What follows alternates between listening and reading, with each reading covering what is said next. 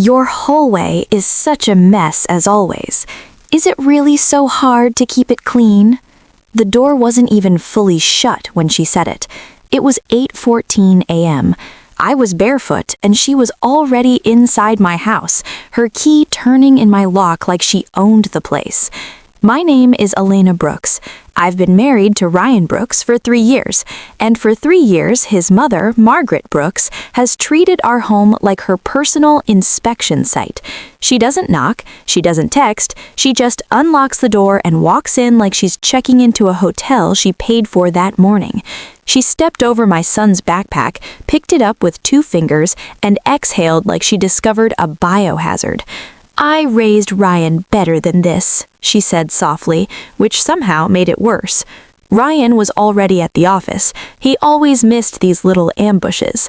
I used to brush it off, tell myself she was just particular, organized, old school. But when she opened my kitchen drawer and rearranged my utensils without asking, and then added, "Some women just aren't built for managing a household," that's when I understood. She wasn't visiting, she was asserting territory. Margaret didn't start out this bold. At first, it was help, dropping off casseroles I didn't ask for, folding laundry I hadn't finished, texting Ryan pictures of my forgotten dishes in the sink while I was at the pediatrician with our son. "Just trying to make things easier for you two," she'd say, lips tight with a smile that never reached her eyes. Ryan used to shrug. "She means well, Elena. That's just mom." "That's just mom," those 3 words became the soundtrack of my marriage. If she commented on my weight 2 months after giving birth, that's just mom. If she showed up during our anniversary dinner and said she happened to be nearby, that's just mom. And then the key happened. She claimed it was for emergencies. Ryan handed it over without asking me. I remember watching the small brass copy disappear into her designer purse and feeling something tighten in my chest.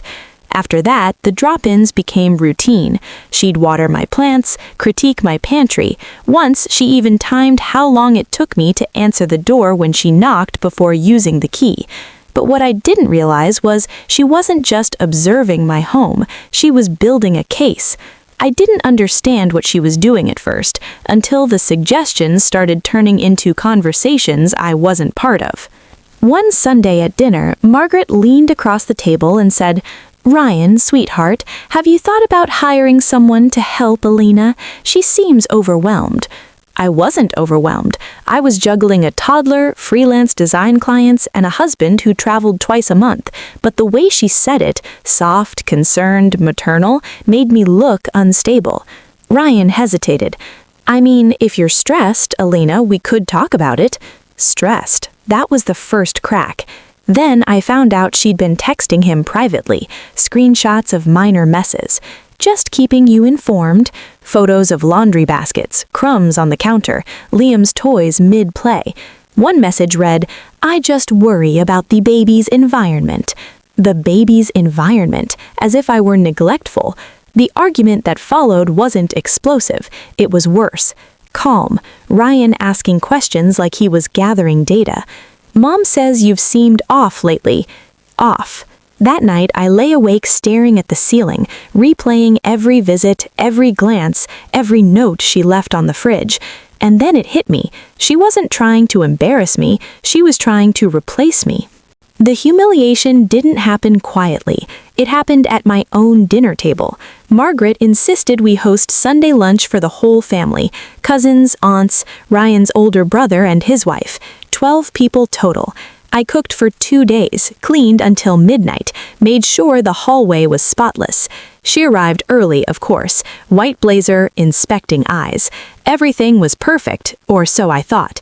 Halfway through dessert, Margaret tapped her glass with a fork. "I just want to say something," she began, smiling sweetly. "We all care about little Liam so much." My stomach dropped. She reached into her purse and pulled out printed photos. Photos of my house. Laundry on a chair, toys on the floor, a sink with 2 unwashed mugs. "I've been concerned about the conditions," she said gently, "and I think we should discuss what's best for the baby." Silence swallowed the room. Ryan didn't defend me. He just looked confused. processing. His aunt leaned toward me and whispered, "Honey, are you okay?"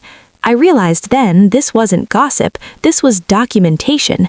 And then Margaret finished with one sentence that burned into my bones. "Sometimes love means stepping in when a mother can't cope." That was the moment she tried to take my son, and that was the moment I stopped crying. I didn't scream, I didn't defend myself. I stood up, excused myself politely, and walked into the bathroom. Then I locked the door and stared at my reflection until the shaking stopped. She wanted a reaction, tears, anger, something she could label unstable, so I gave her nothing. That night, after everyone left, Ryan said, "Mom's just worried. Maybe we have been a little chaotic." Chaotic. I looked at him and realized something colder than anger. Margaret wasn't just collecting photos, she was shaping a narrative, a slow, careful story about me being unfit.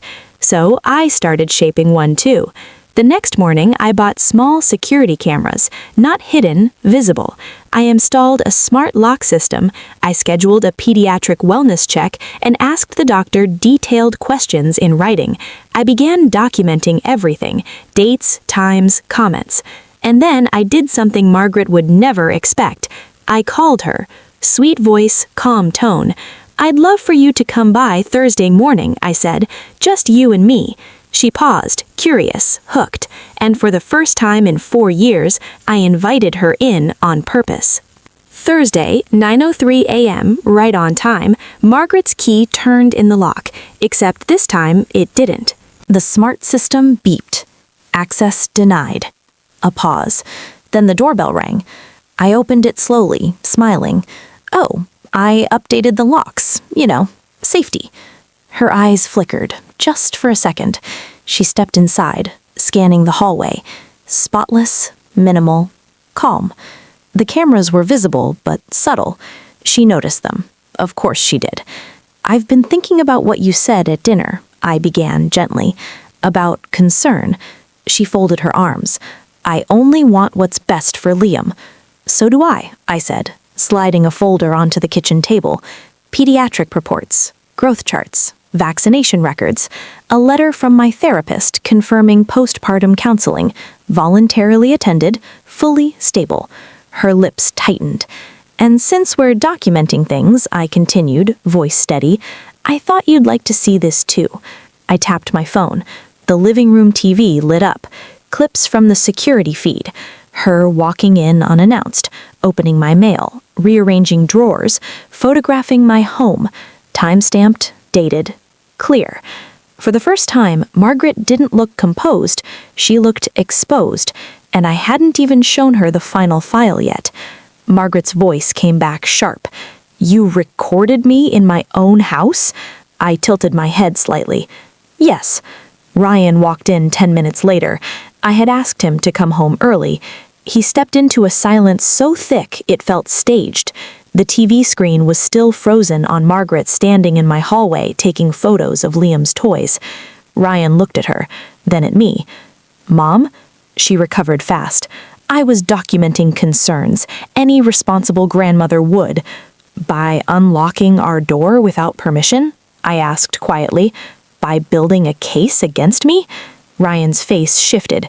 Confusion, then realization. I slid the final file across the table. A printed email draft addressed to a family attorney. Not sent, just saved. Subject line, custody consultation, concerns regarding daughter-in-law. Her name, her signature, her plan. The room went very still. "I was protecting my grandson," she whispered. "No," I said steadily. "You were preparing to remove his mother." Ryan pushed his chair back slowly. "Mom, you were going to take our son?" And for the first time since I met her, Margaret didn't have a graceful answer. But I did, and I was finally ready to say it.